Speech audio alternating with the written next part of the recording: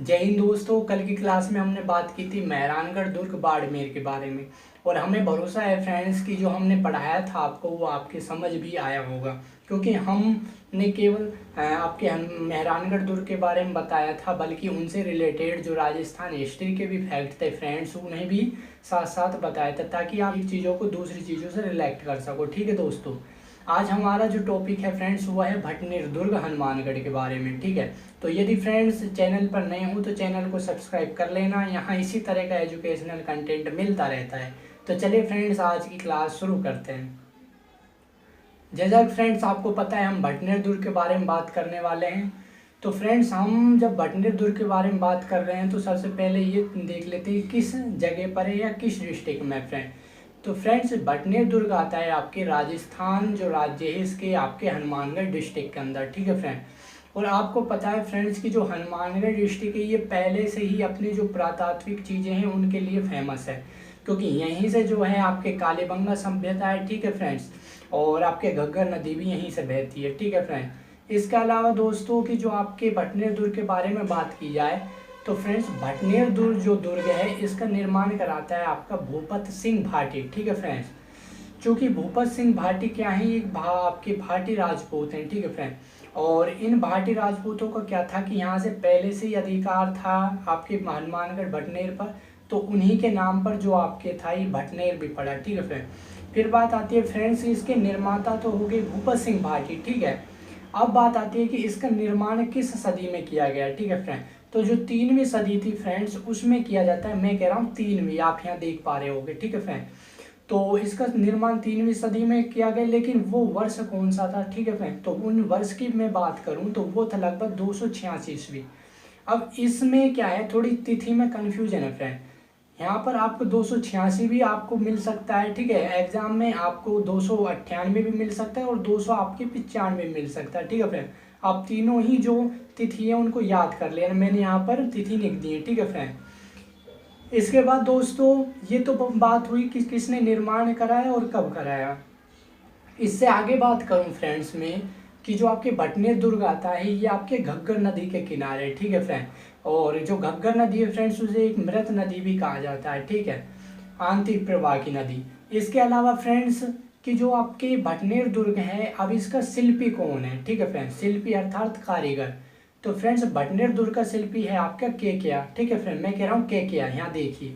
ठीक है, आप स्क्रीनशॉट ले सकते हो या फिर आप अपने लैंग्वेज में भी नोट डाउन कर सकते हो। ठीक है, शिल्पी हो गया फ्रेंड्स केकिया। अब बात आती है फ्रेंड्स की जो भटनेर दुर्ग है इसके उपनाम क्या क्या है। तो फ्रेंड्स भटनेर जो दुर्ग है इसे ही आप कहा जाता है भाटियों की मरोड़, क्योंकि फ्रेंड्स यहाँ भाटी राजपूतों का अधिकार था तो उसी से इसे भटनेर भी कहते हैं, साथ में भाटियों की मरोड़ भी कहा जाता है। ठीक है फ्रेंड, इसके अलावा तीसरे नंबर पर फ्रेंड्स इसी के उपनामों में शामिल है इसे उत्तरी सीमा का प्रहरी कहा जाता है। ठीक है, किसे, भटनेर दुर्ग को। तो ये हुए इसके उपनाम। मैं थोड़े से फ्रेंड्स आपको यहाँ एडिशनल फैक्ट बता देता हूँ इससे हटकर। ठीक है, भटनेर दुर्ग से रिलेटेड तो नहीं है, इससे हटकर कि देखिए उत्तरी सीमा का प्रहरी कहा जाता है आपके भटनेर दुर्ग को। ठीक है फ्रेंड, जबकि जो पूर्वी सीमा है उसका प्रहरी कहा जाता है लोहगढ़ दुर्ग है, जो आपके कहाँ है, भरतपुर में पड़ता है। ठीक है दोस्तों, इसके अलावा पश्चिमी सीमा का प्रहरी कौन है, जब पूर्वी सीमा का पता पड़ गया उत्तरी सीमा का मैंने आपको बता दिया दोस्तों। तो अब बात आती है पश्चिमी सीमा का, तो पश्चिमी सीमा का फ्रेंड्स सोनारगढ़ दुर्ग है जैसलमेर में। अब बात आती है फ्रेंड्स कि जो आपका भटनेर दुर्ग है इसमें क्या है, ईंटों का यूज किया गया है। ठीक है, इसमें क्या है, ईंटों और चूने के द्वारा इस दुर्ग का निर्माण कराया गया है। ठीक है फ्रेंड, फिर बात आती है फ्रेंड्स, थोड़ा सा मैं और आपको एक्सप्लेन कर देता हूँ इस दुर्ग के बारे में कि जो आपका भटनेर दुर्ग है फ्रेंड्स इस पर सबसे ज़्यादा क्या होते हैं, विदेशी आक्रमण होते हैं भटनेर दुर्ग पर। ठीक है, अब मैं इससे अलग हटकर थोड़ी सी बातें बताता हूँ फ्रेंड्स कि सबसे ज़्यादा तो विदेशी आक्रमण होते हैं भटनेर दुर्ग पर। ठीक है, फिर बात आती है कि सबसे ज़्यादा स्थानीय आक्रमण किस पर होते हैं। तो फ्रेंड्स सबसे ज़्यादा स्थानीय आक्रमण होते हैं जो आपके तारागढ़ दुर्ग हैं अजमेर में, आपने सुना होगा। और यदि नहीं सुना है तो फ्रेंड्स मैंने यहाँ आई बटन लगाया हुआ है और मैंने वो क्लास आपको पहले ले चुका हूँ। ठीक है, तो यदि आपने नहीं देखा है तो आप आई बटन पर जाकर देख सकते हो। ठीक है फ्रेंड, फिर बात आती है फ्रेंड्स कि जो सबसे प्राचीन दुर्गों में किसका नाम आता है। तो फ्रेंड्स सबसे प्राचीन दुर्ग है आपका भटनेर दुर्ग। फिर बात आती है, चूंकि सर सबसे प्राचीन तो हो गया भटनेर, फिर सबसे नवीन दुर्गों में किसे माना जाता है, तो फ्रेंड्स मोहनगढ़ है आपके जैसलमेर में। इसके बाद दोस्तों देखिए हमने निर्माणतापूर्ण बता दिया, आपको निर्माण का वो बता दिया, ठीक है।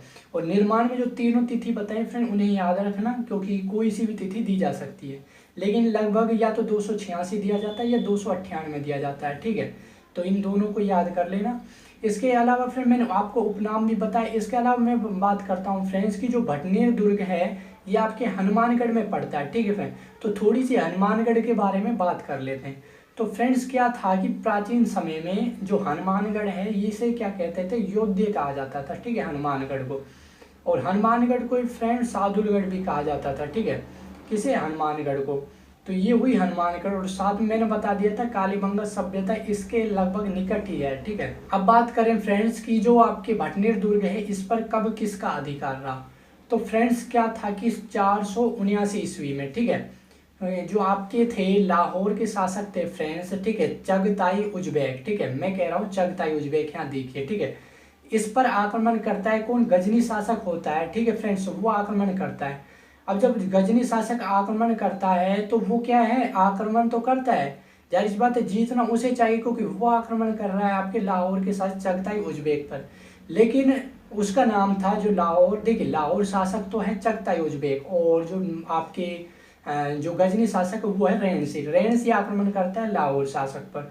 लेकिन यहाँ जो जीत होती है वो लाहौर शासक की हो जाती है, जाहिर सी बात है जीत होती है। तो अब क्या है, जो चगताई आपके जो गजनी शासक था फ्रेंड्स, ठीक है, रेणसी, वो क्या वहां से भाग आता है, और भागने के बाद कहाँ शरण लेता है, आपके भटनेर दुर्ग में, ठीक है।